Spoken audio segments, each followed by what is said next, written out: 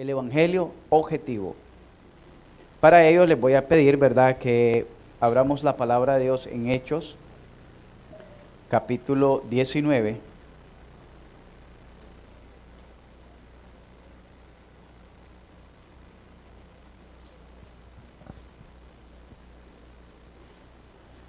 Del versos 1 al versos 20, les voy a pedir que ahora sí se pongan en pie para que la leamos de una manera antifonal todos con una buena entonación.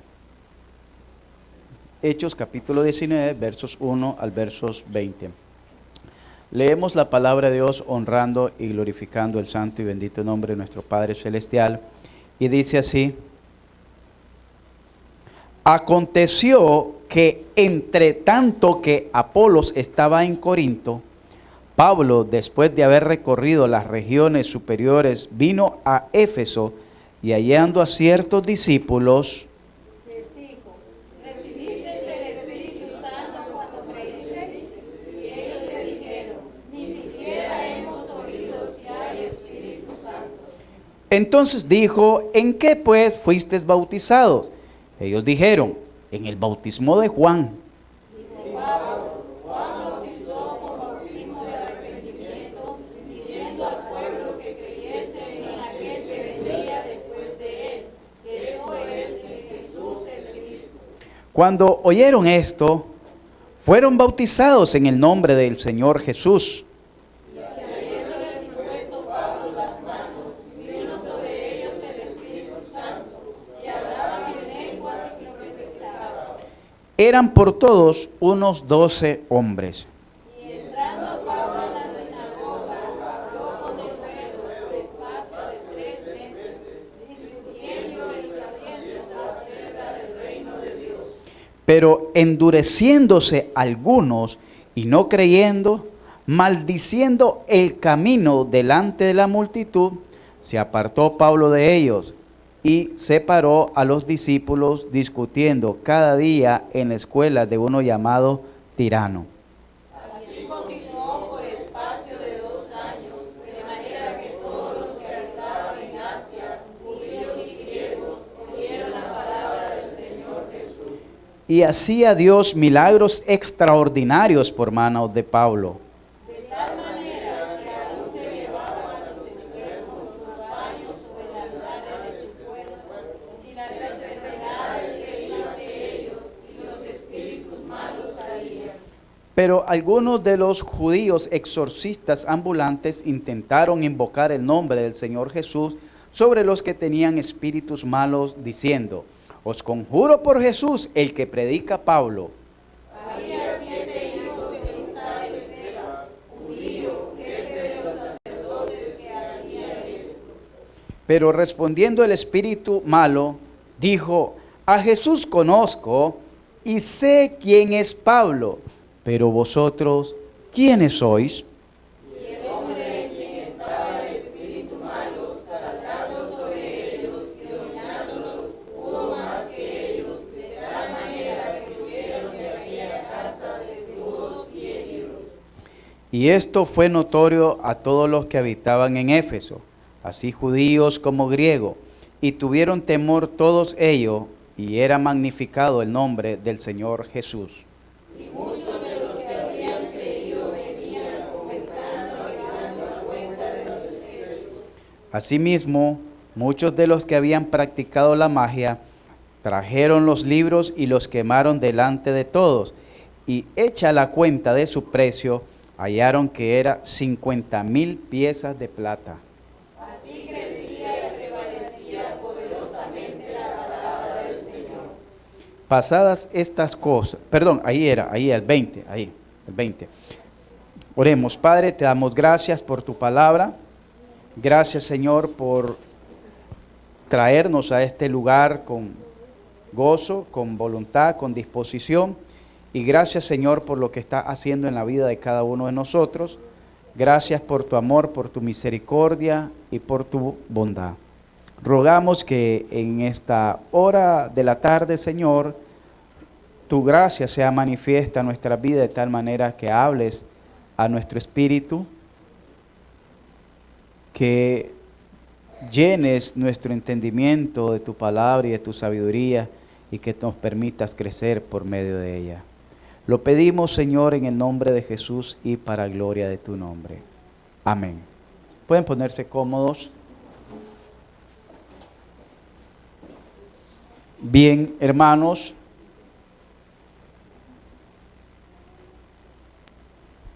Tenemos que reconocer que el Evangelio es el poder de Dios, hermano. Aquí miramos cómo personas fueron, algunas rechazaron, pero la mayoría dice que eran convencidas por el poder de Dios que se manifestaba a través de la predicación de su palabra. Miramos primero los discípulos de Juan, que cuando Pablo les habló tomaron una determinación, y esa determinación era bautizarse, que dijimos que el bautismo es el testimonio público de aceptar el señorío de Jesucristo en nuestra vida. Entonces, cuando ellos toman la decisión de bautizarse, cuando dice bautizarse en el nombre de Jesús, está hablando de someterse bajo el señorío de Jesucristo. Entonces, miramos, hermano, que los discípulos de Juan no tuvieron ningún inconveniente con ello, porque escucharon que le estaba predicando el verdadero evangelio. No es que Juan el Bautista había predicado un falso evangelio, sino que Juan el Bautista vino a preparar el camino para el evangelio. Es decir, que las personas comenzaran a ser llamadas al arrepentimiento, preparar el camino. Pero ya una vez que estaba el camino, ya una vez que Jesucristo había empezado su iglesia, y ya ves que una vez Jesucristo había comisionado a sus discípulos, a sus apóstoles para tal ministerio, entonces ellos tomaron la determinación de rendirse a esa fe. Llámame a Marito. De rendirse a esa fe. Hermanos, participar del evangelio no es cuestión de pensarla. Estos hombres no le dijeron, vamos a pensar, dame tiempo. No dijeron, en la otra pasadita, tranquilo. Tampoco dijeron, ahí los vamos a estar visitando, no se preocupe. Ahí los vamos a apoyar. Que es lo común que nosotros encontramos cada vez que salimos a predicar o a invitar a alguien. Siempre están diciéndonos alguna excusa, algún argumento para evadir el llamado al evangelio. Después miramos que por espacio, dice, de 3 meses, pudieron ellos, en esta hermosa lectura, exponer, y después tuvo, dice ahí, por espacio de 2 años. Porque es verdad que hubo una oposición por parte de los judíos, pero mucha gente creyó al evangelio y se entregó con fe al evangelio. A tal punto que esa gente que creyó al evangelio pudo experimentar una verdadera conversión. Oiga bien, una verdadera conversión. ¿Por qué hablamos de una verdadera conversión? Porque de poco, no es que no sirva, pero es de poco provecho que una persona esté asistiendo regularmente a una iglesia si no toma la determinación de rendirse a los pies de Cristo. Porque para poder experimentar una conversión tiene que haber una disposición, una entrega para que obre el Espíritu Santo. No estamos hablando de la salvación, estamos hablando de la conversión, ¿Y qué sucede? Que en determinado momento las mismas personas, al pasar el tiempo y experimentar que siguen siendo las mismas, se frustran. Se frustran porque se dan cuenta que no encajan en aquel modelo de vida espiritual. Porque dicen, hey, pero yo no he experimentado nada. Qué bonito se oye aquel hermano, qué bonito se oye aquella hermana hablando de las nuevas experiencias que ha tenido con Cristo. el nuevo gozo, la felicidad, la dicha. Se le mira a una persona que está súper atribulada y se le mira su atribulación, oír del gozo de servir a Cristo, a pesar de sus tribulaciones, ahí anda sirviendo a Jesucristo. Ahí anda buscando en oración a Jesucristo. Ahí anda buscando comprometida a Jesucristo. Esta gente dice que se despojó de todo aquello que le era tropiezo en el crecimiento y desarrollo de su vida espiritual, por experimentar una verdadera conversión. Y dice que había muchos libros que le eran tropiezos. Usted dirá, gracias a Dios yo no tengo libros más que los del texto de los chavalos, pero tiene el peor de los libros, Facebook, que le está quitando todo el tiempo que debería dedicárselo al Señor.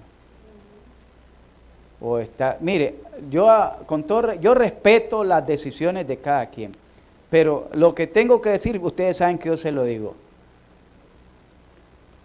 Dios no tiene Facebook. La gente que postea en Facebook una oración está perdiendo su tiempo. Dios no pierde su tiempo en leer Facebook. Dice que los oídos de Jehová están atentos a la oración de su pueblo. Los oídos. Él no está atento a las publicaciones de Facebook.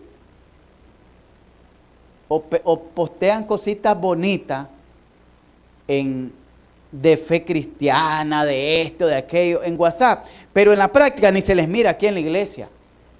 ¿Y de qué sirve? ¿De qué sirve que estén publicando cosas si en la práctica no lo están viviendo? Esta gente le era tropiezo esos libros,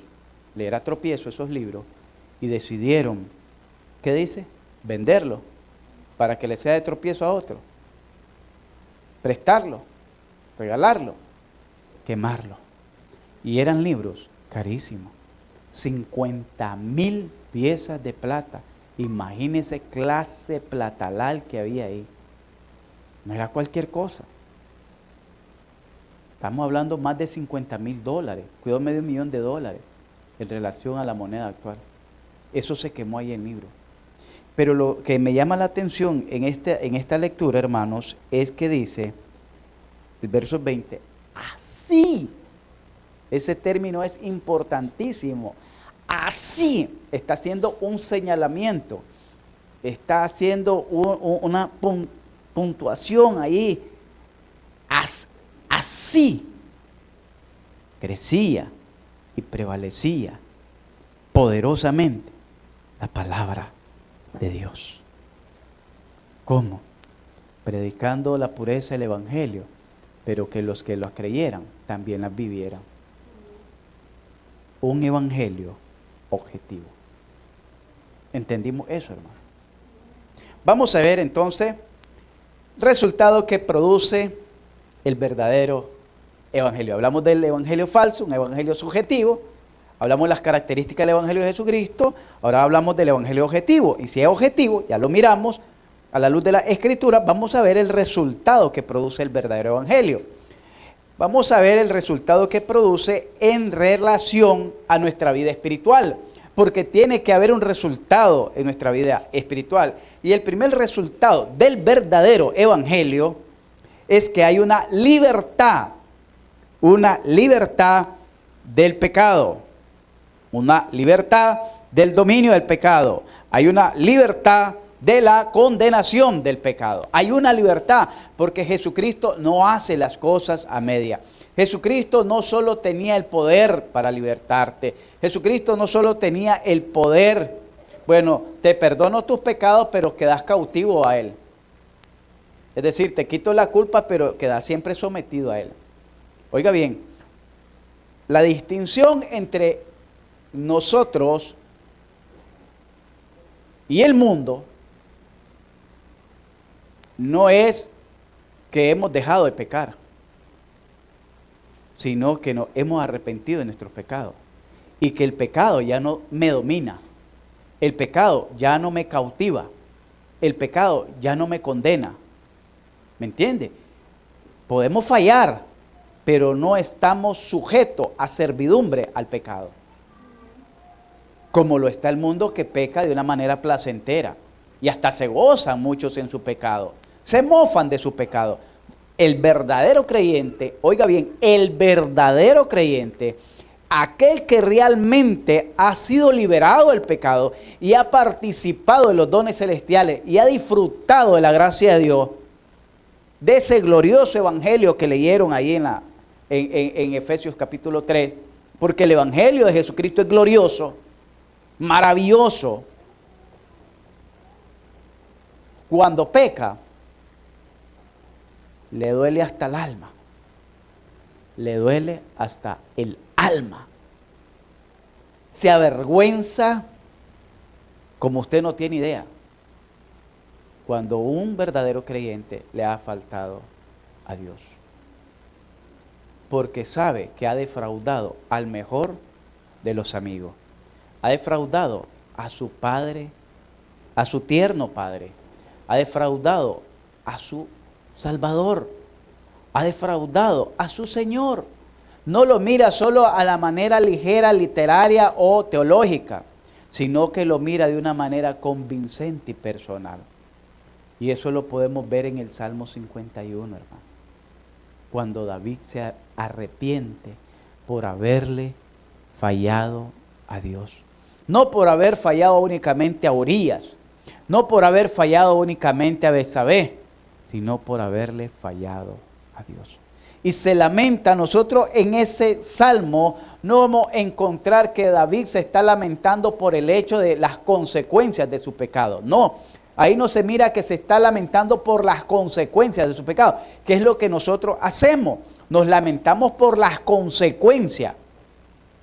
No, David se está lamentando por el hecho de haber sentido que traicionó la confianza que Dios le había brindado. La confianza.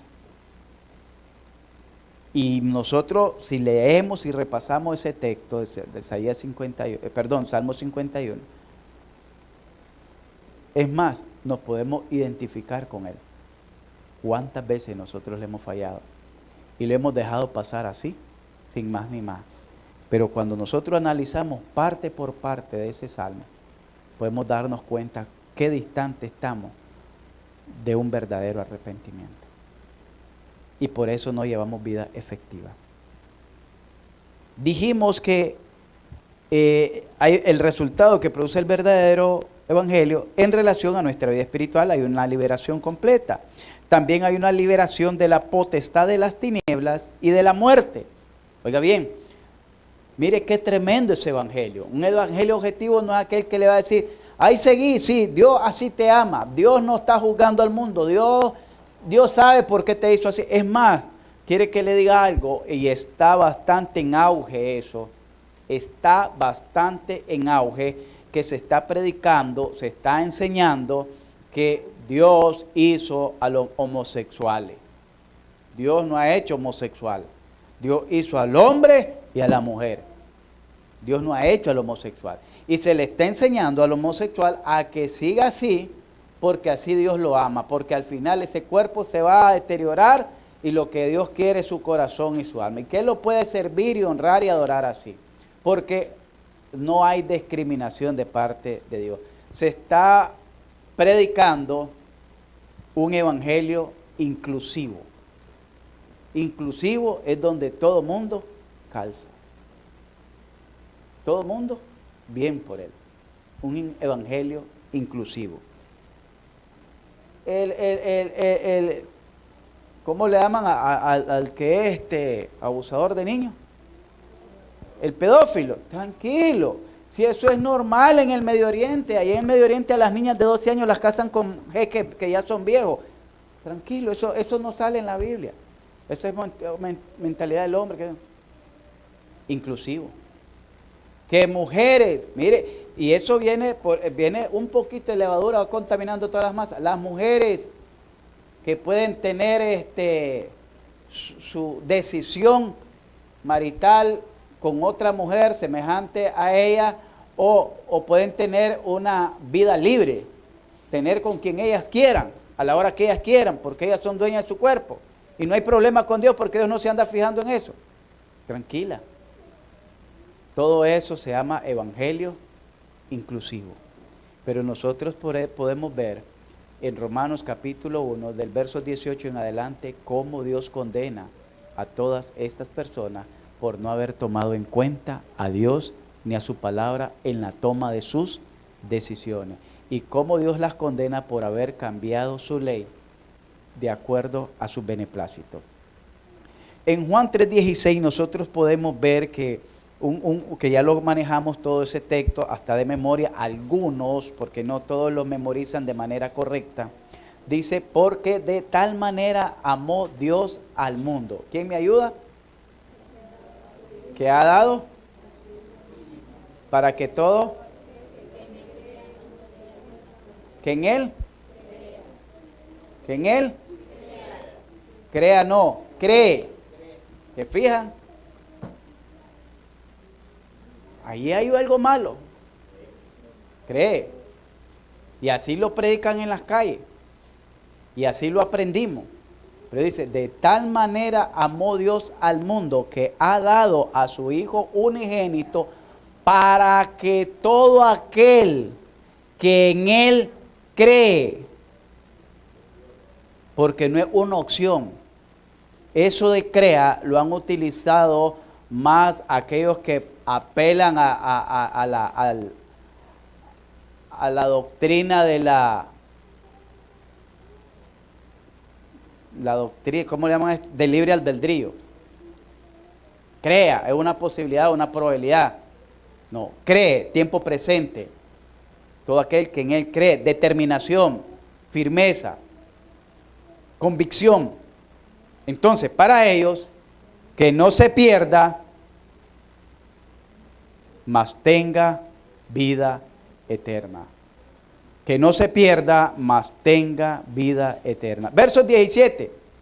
Porque no envió Dios al mundo, a su Hijo al mundo, para condenar al mundo, sino para que el mundo sea salvo. ¿Qué le está ofreciendo la tercera cosa ahí? No se pierda, tenga vida eterna y liberación de condenación. Verso 19. El que en Él cree, no en el que en Él crea, el que en Él cree no es condenado, pero el que no cree ya ha sido. Entonces ahí podemos ver que Jesucristo ofrece libertad. En San Juan capítulo 8, el verso 30 en adelante, ahí podemos encontrar dos especies que la vez pasada les compartía, dos tipos de liberación. La liberación por medio de las escrituras de la ignorancia, la liberación de la ignorancia. Y conoceréis la verdad y la verdad os hará libre. Pero ahí es la liberación de la ignorancia. ¿Por qué? Porque en ese entonces se creía mucho en el misticismo. Había mucho misticismo. El misticismo griego. Entonces, como había mucho misticismo y estaba en auge la filosofía, entonces ahí podemos ver, dice, y conoceréis la verdad. Y la verdad te hará libre de la ignorancia. Pero también dice más adelante que todo aquel que comete pecado, esclavo es del pecado. Mas si el Hijo os libertare, seréis verdaderamente libres. Entonces también nos está hablando de la libertad, de la esclavitud, del dominio del pecado. Amén. Esto lo podemos ver en San Juan 5:24, San Juan 8:32, Romanos 6:14, Colosenses 1:14, que dice que nos libertó de las potestades de las tinieblas, Colosenses 1:14, y nos ha trasladado al reino de su amado Hijo. Hay muchas gente cristiana, dice cristiano, profesan el cristianismo, que creen que todavía tienen demonios. Que tienen demonios. Y le enseñan en la iglesia que ahí anda un demonio. Y todo lo espiritualizan. Y ahí anda un demonio en falda detrás de usted. Ahí anda un demonio. Y esta enfermedad es un demonio. Todos le llaman demonio. Si la enfermedad fuera un demonio, Pablo era un endemoniado, porque Pablo tuvo enfermedad. Los seguidores de Pablo tuvieron enfermedad.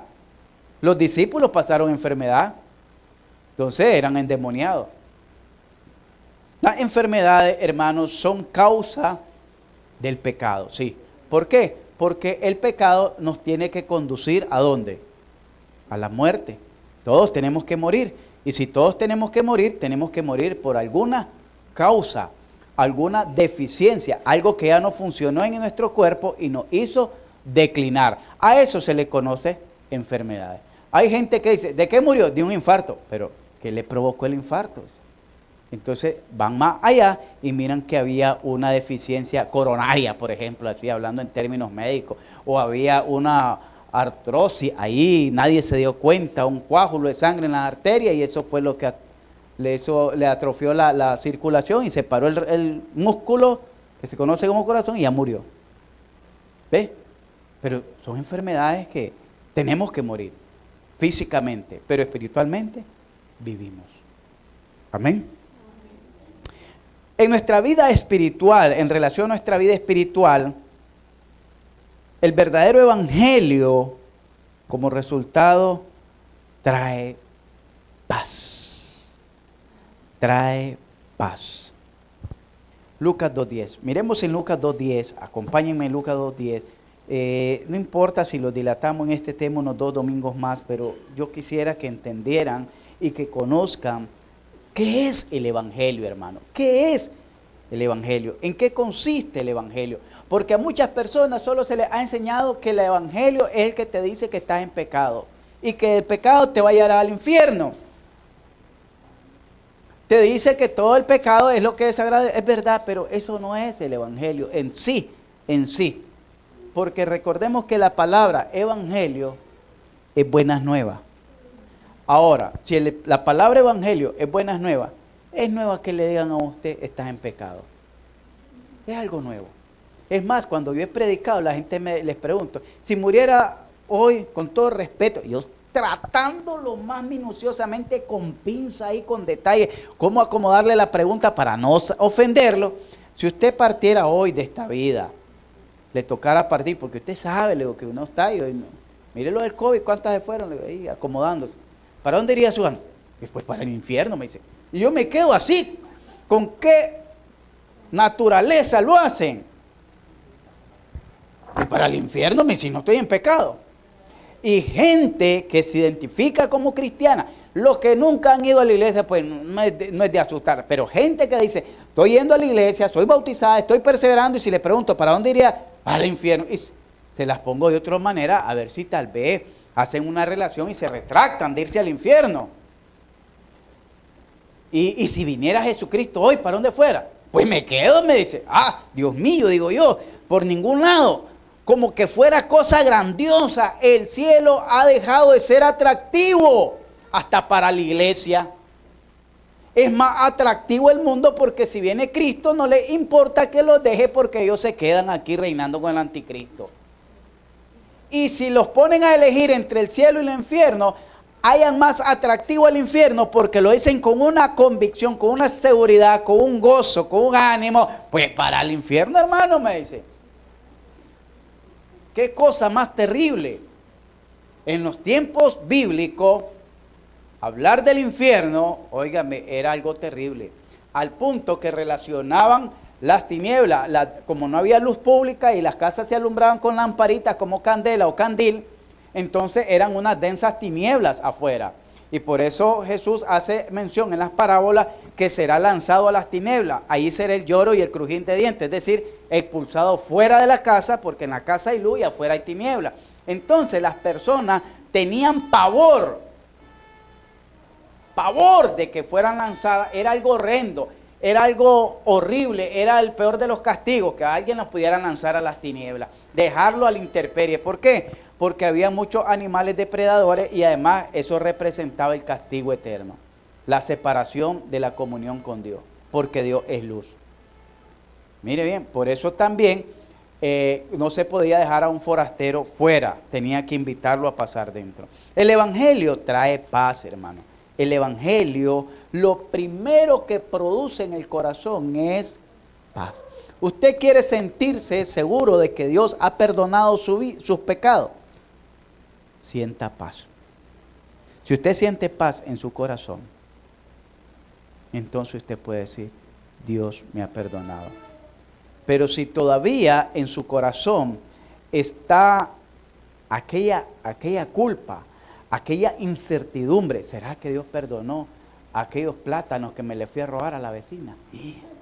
Y si la dejé sin comer, ¿será que Dios me perdonó aquella bandidencia que hice yo? ¿Será que Dios me... Y estoy con eso, la duda, la incertidumbre, quiere decir que todavía o no me he arrepentido de corazón o todavía no he disfrutado del perdón de Dios. Porque lo primero que produce Dios en el corazón es paz. Lucas 2:10, les decía, Lucas capítulo 2, verso 10, dice que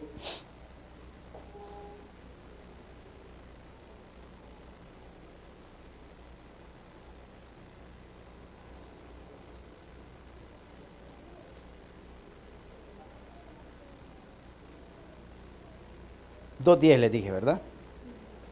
Dice, pero el ángel les dijo, no temáis, porque he aquí os doy nueva de gran gozo que será para todo el pueblo. Porque os has nacido hoy en la ciudad de David un Salvador que es Cristo el Señor.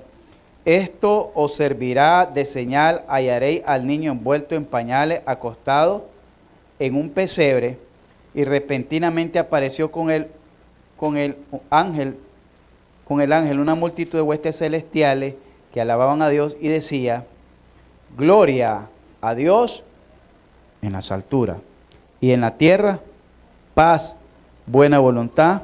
¿Para quién? ¿Qué es lo que va a traer Jesucristo?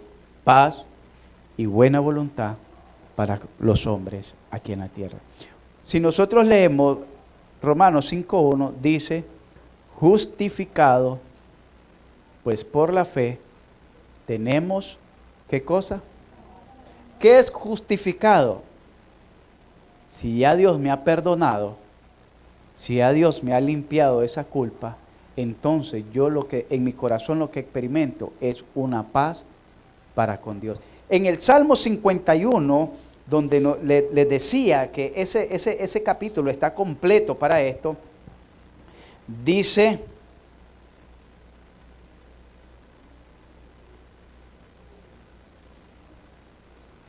cuando habla de la limpieza y la purificación, el verso 8, hazme oír gozo y alegría, y se recrearán los huesos que has abatido. Esconde tu rostro de mis pecados y borra todas mis maldades. Cree en mí, oh Dios, un corazón limpio y renueva un espíritu recto dentro de mí. No me eches delante de ti y no quites de mí tu santo espíritu. Y dice, vuélveme. ¿Qué cosa?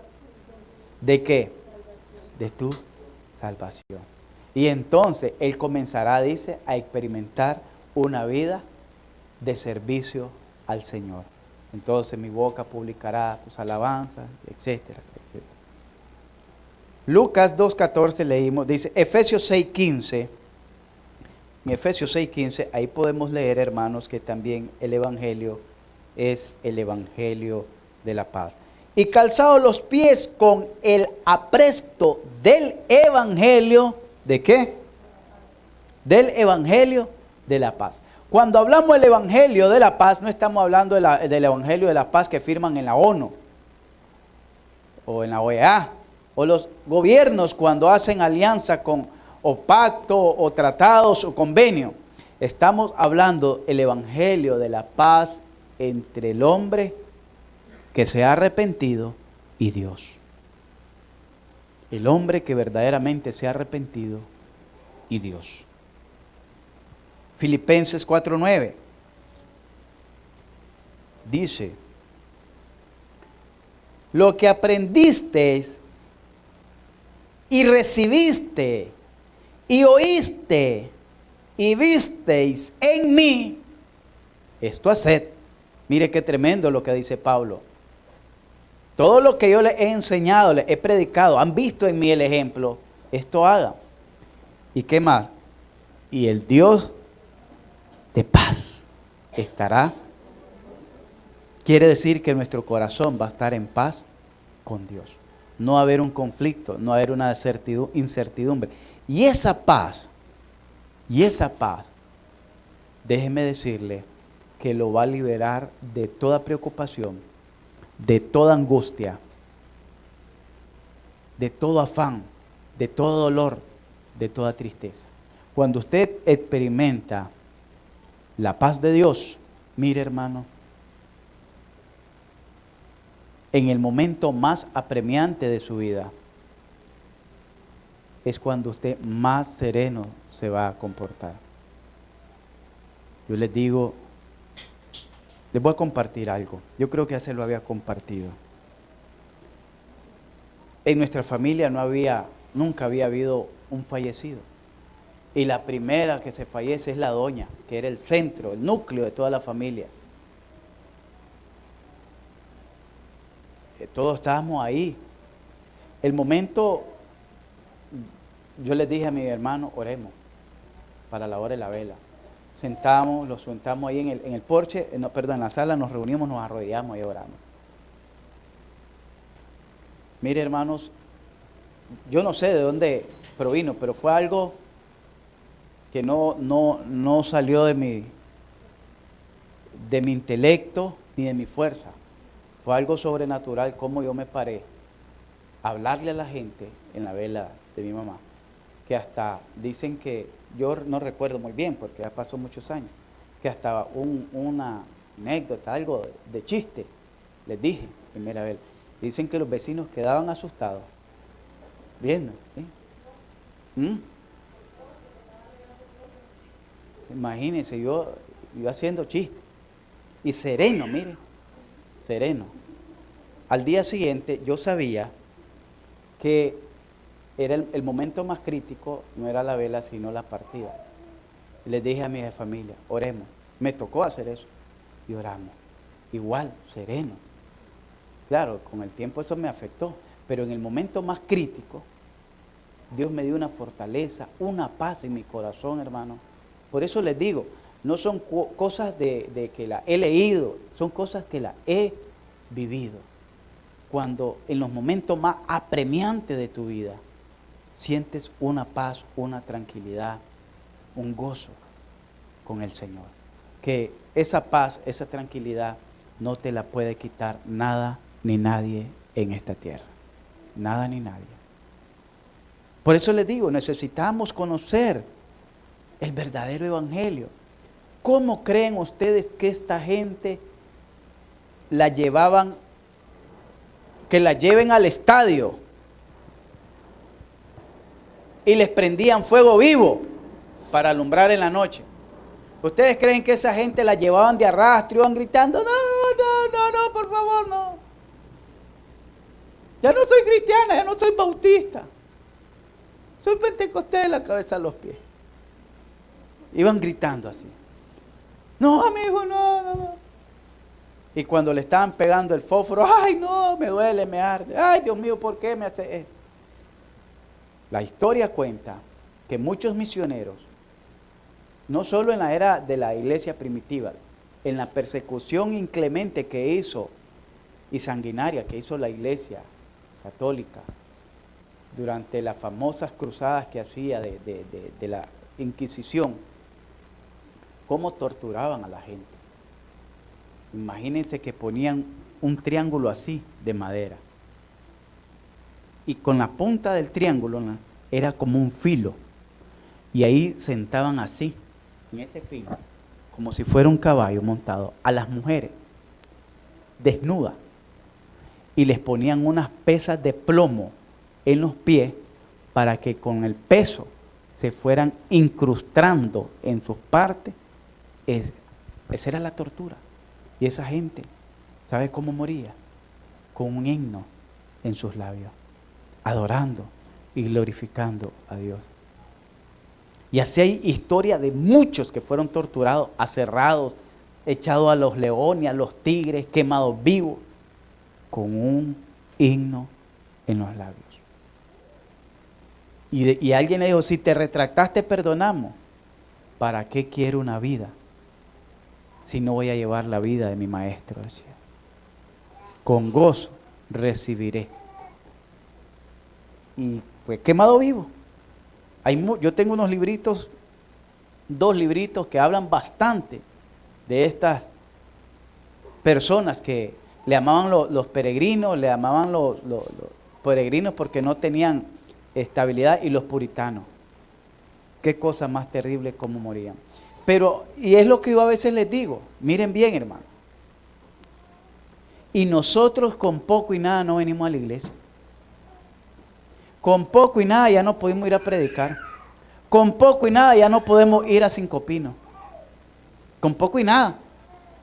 Que tengo esto, que tengo aquello. Esa gente, ¿qué más que la estaban descuartizando? ¿Qué más que la abrían con un garfio aquí y le sacaban las tripas? Esas eran las torturas. Les ponían, la amarraban de pie y mano así, en esta forma hacia atrás, y les comenzaban a dar vuelta en una rueda de manera invertida, como una rueda de molino, para que se les volteara el cerebro. Eran torturas horribles, hermano. Pero toda esta gente, ahí es donde dicen, descanse en paz, porque morían con la paz del Señor. ¿Por qué nosotros llevamos vida agitada, atribulada, afanada, angustiado, temerosos, con miedo? No pueden oír que hizo erupción un volcán, ya viene el fin del mundo, es lo primero que dicen. Ya se están cumpliendo las señales del Apocalipsis. No pueden oír que allá hubo un terremoto, ahora sí, ya se están cumpliendo. Porque la gente vive con los nervios de punta porque no tiene paz. Y el Señor Jesús dijo, mi paz os dejo, mi paz os doy.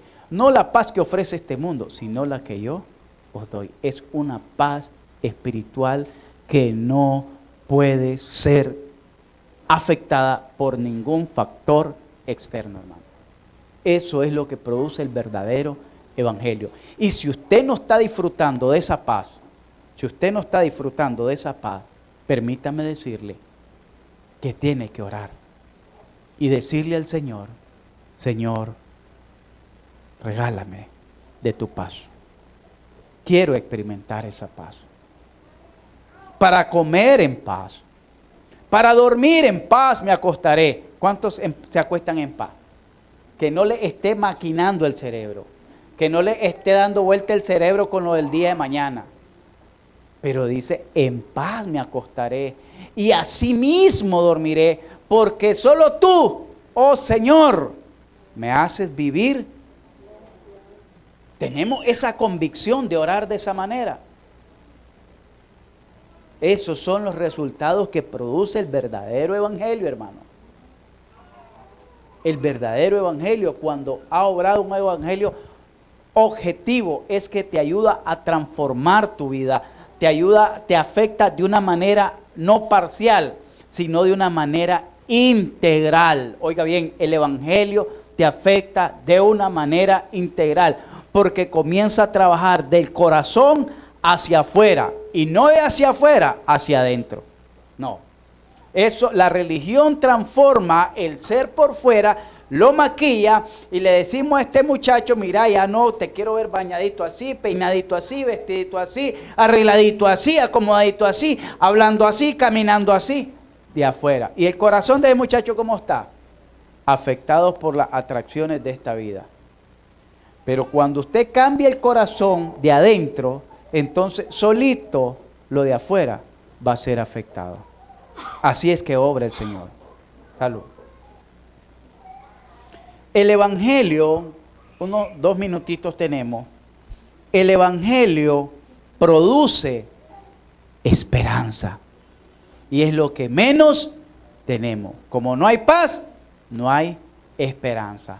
¿Por qué les digo que no tenemos esperanza? Porque si tuviéramos esperanza en Dios, no nos afanáramos tanto, hermano. No nos justificáramos tanto por la infidelidad que cometemos con Dios a diario, al no orarle, al no leer, al no predicar, al no compartir, al no testificar, al no discipular. Qué tremendo, hermano, es que tengamos años de estar en el evangelio y no hayamos hecho ni un discípulo, no hayamos discipulado ni a una persona. Esto es tremendo. Y usted dirá, ¿pero por qué? Analícese usted con Dios. Produce esperanza. Colosenses 1:23, si me acompañan, dice así: si en verdad permanecéis, mire que ahí está diciendo la palabra, si en verdad permanecéis fundados y firmes en la fe, y sin moveros ¿de qué? De la esperanza del evangelio que habéis oído, el cual se predica en toda la creación que está debajo del cielo, del cual yo, Pablo, fui hecho ministro. El evangelio produce esperanza. Usted se siente que no está solo ni sola en esta vida. ¿Qué es lo que dice? Nadie me quiere. Todo me va mal. Ya hasta el perro me orinó. Esos son lamentos de personas que todavía no tienen esperanza en Dios. ¿Sabe por qué? Porque el mismo Romanos capítulo 8, versos 29 dice, y sabemos. Cuando dice y sabemos, está hablando de una seguridad. Y sabemos, es una certidumbre. Que los que aman a Dios, todas las cosas les ayudan a bien. Todas las cosas, no dice alguna, todas las cosas les ayudan a bien. Pastor, pero me orinó el perro, ¿y a qué me va a ayudar? Pues a matar el hongo que le iba a dar. Por último, pues, si le buscamos el acomodo. O tal vez iba caminando y donde como llevaba el orín del perro, ahí el otro más bravo de allá no la mordió porque sintió que tenía ahí la marca de otro. ¿Podemos? No sabemos, ¿verdad? ¿Por qué? Pero los que aman a Dios, todas las cosas les ayudan a bien. Hermano, vamos a quedar por ahí. Vamos a quedar por ahí. Los resultados que produce un verdadero evangelio en relación a nuestra vida espiritual. Vamos a orar. Y vamos, en esta noche miramos 3 resultados: libertad, paz y esperanza. Libertad, paz y esperanza. Libertad del pecado, del dominio del pecado, de la condenación eterna, de la potestad de las tinieblas. Paz en tu corazón, en medio de la aflicción, en medio de la angustia. Paz para orar, paz para dormir, paz para comer, paz para trabajar con la paz que Dios te brinda. Y la esperanza en medio de cualquier circunstancia. Esas son las transformaciones espirituales que nos da el evangelio. ¿Ya la está disfrutando? Vamos a orar, pónganse en pie.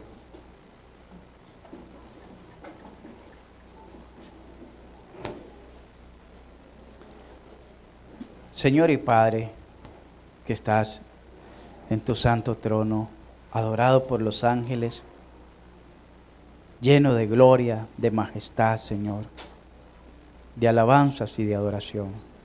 Grande eres tú, mi Dios, y digno de suprema adoración. Qué hermosa es tu palabra y qué oportuna es para nuestras vidas.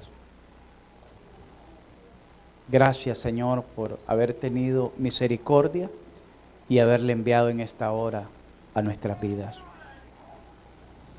Ayúdanos, Señor, a aquellos que todavía no han disfrutado de la libertad de nuestro Señor Jesucristo.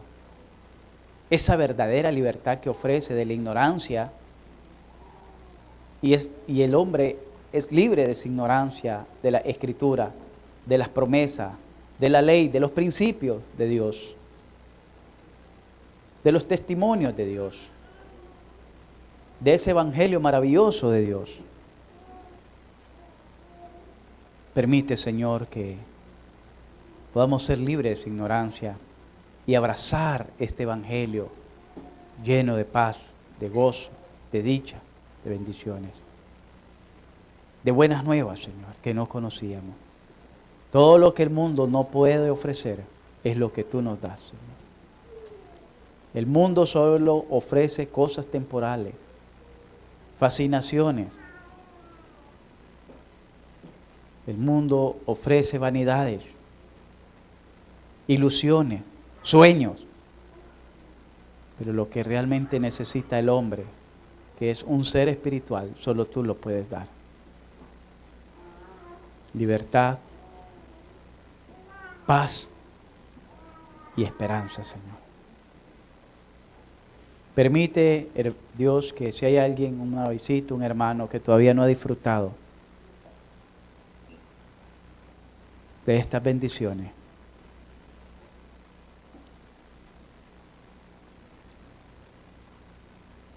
que en esta tarde pueda sentir esa necesidad en su corazón y clamarte a ti y decirte, Señor, quiero ser libre, porque todavía soy esclavo, o estoy atado, o estoy ligado a un pecado.